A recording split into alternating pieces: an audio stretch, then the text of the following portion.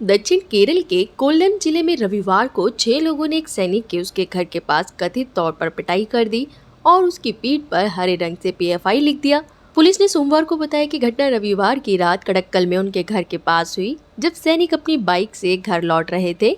Police ने कहा कि सैनिक खुफिया कर्मी मौके पर पहुंच गए हैं और भारतीय सेना के electronics and mechanical engineer core में तैनात सैनिक पर कथित हमले की जांच का निर्देश देंगे। पुलिस के मुताबिक सैनिक की छुट्टी का आखिरी दिन था जब ये घटना हुई। पहचाने गए 6 लोगों के खिलाफ भारतीय दंड संहिता की धारा 143, 147, 153, 323 और 341 के तहत 6 पहचाने गए लोगों के खिलाफ एफआईआर दर्ज की गई है। पुलिस ने कहा कि ये अभी तक स्पष्ट नहीं है कि कथित घटना में किसी संगठन की कोई भूमिका है या नहीं है।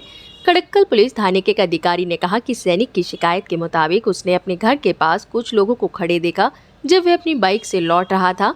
शिकायत में कहा गया कि जब उनसे पूछा गया कि वे यहाँ क्यों थे, तो उन्होंने कहा कि पास के रबर बागान में कोई नशे में पड़ा था और सैनिक से पूछा कि क्या वह इस व्यक्ति को जानता है। उन्होंने कहा कि वे उन लोगों के साथ रबर प्लांटेशन में गए और वहां पहुंचने पर किसी ने उन्हें पीछे से लात मारी और फिर हमलावरों ने उनके हाथ बांध दिए और उनकी पिटाई की।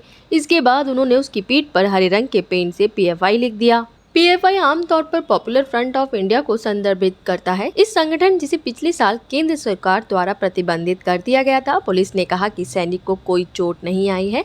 बयान में कहा गया कि सैनिक को आज राजस्थान के जैसलमेर में अपनी यूनिट में लौटना था, लेकिन अस्पताल से छुट्टी मिलने के बाद वह फिलहाल घर पर आराम कर रहे हैं। इसी तरह की खबरों के लिए बने रहे हमारे साथ। चैनल को सब्सक्राइब करना ना भूलें। बुलंद भारत।